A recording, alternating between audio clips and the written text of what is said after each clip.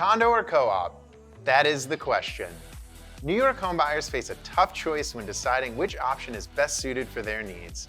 There are some key differences between condos and co-ops that buyers should know before starting their search. I'm Carlo Romero, and welcome back to StreetEasy Home School.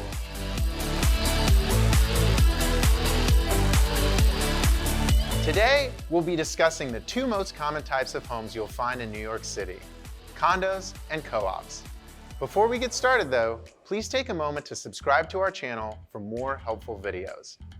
All right, here's what we'll cover today: the types of homes you'll find in New York City, an explanation of condos and co-ops, the differences between condos and co-ops, and how to decide which type of home is right for you. Aside from rental buildings, homes in New York City largely fall within three categories: condos, co-ops, and houses, which include townhouses and detached homes.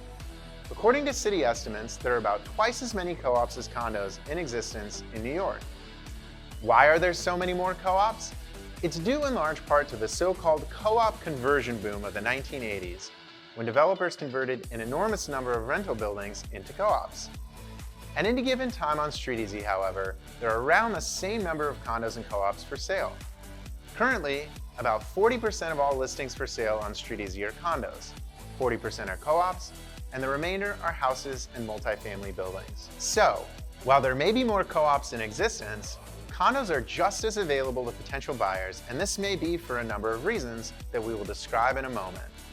Before we get any further into the differences between condos and co-ops, let's establish some definitions.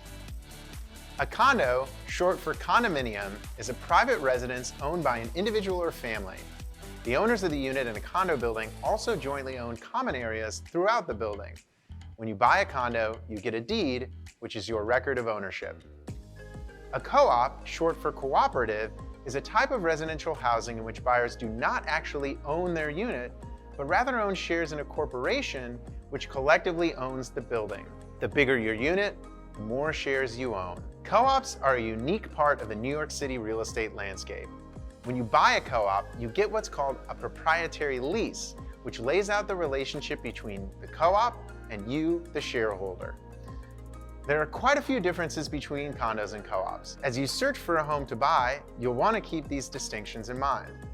In terms of price, condos are often more expensive than co-ops, partly because condo buyers own the unit outright. Condos also tend to be priced higher because they're typically in newer buildings with more amenities. Do you want to live in a building with a state-of-the-art gym, a swimming pool, or even a pet spa? You're more likely to find these amenities in a condo building than in a co-op. Some co-ops have added certain amenities like roof decks to meet demand, but the often older and less spacious buildings are not as conducive to adding the luxurious amenities found in newer condos. Another distinction is that co-ops tend to have stricter rules for residents. These may include regulations around subletting, making renovations, and resale of your apartment. Every building has different down payment requirements, but for the most part, co-ops tend to be stricter. Co-ops generally require a down payment of at least 20%, and some require 40% or more. Condos usually require a 20% down payment, and in rare cases, you can even find condo buildings that will accept 10% down. One of the biggest differences between condos and co-ops is the process of getting approved. When purchasing a condo, the approval process is fairly simple. You submit an application, and the condo board typically has the right of first refusal, meaning they can decide to purchase the unit from the seller at the same price instead of approving the sale. In most instances, however, the board will waive its right of first refusal, so the approval process tends to be quicker and smoother. The co-op approval process is a different story. Potential buyers not only submit an application, but are also interviewed by the co-op board, which can reject a buyer for any reason. The process can take a matter of weeks, or in some cases, several months, and co-ops have historically been criticized for their lack of transparency. Finally, if you make it through the approval process, what can you expect in terms of closing costs? Because the ownership structure we discussed earlier, condo buyers will likely owe additional taxes and fees at closing that co-op buyers will not have to pay. These include a mortgage recording tax and title insurance. However, both condo and co-op buyers will pay attorney's fees and a mansion tax if the apartment is priced over $1 million. A good rule of thumb is to be prepared to spend between 2 and 5% of the purchase price on closing costs, with condo buyers usually approaching the higher end of that range. Maintenance fees are another cost to be aware of as you conduct your home search. Co-op maintenance fees tend to be higher than condo fees. Both condo and co-op fees cover building upkeep, some utilities, and building staff salaries, but co-op fees also cover building insurance, building mortgage payments, and property taxes.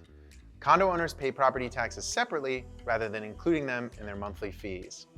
When you're searching on StreetEasy, co-op maintenance fees, which include taxes, will be shown as a single number on the listing, whereas taxes and common charges are shown separately for condos. Now that we've established what condos and co-ops are and the main differences between them, how do you decide which type of home is right for you?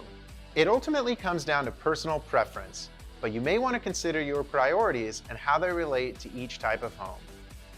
If your top priority is a lower price point and you can afford the potentially higher down payment, co-ops might be the right choice for you.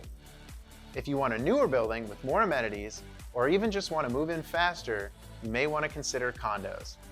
Condos also provide more flexibility for subletting or selling your home if your circumstances change. If you're still unsure and could use some more guidance, feel free to reach out to the StreetEasy concierge at the link in the video description. The concierge can also connect you with a StreetEasy expert, a local real estate agent who meets your specific needs based on the building, neighborhood, and price point. If you found this video helpful, please subscribe to our channel. We look forward to helping you unlock life's next chapter. Thanks for watching StreetEasy Home School.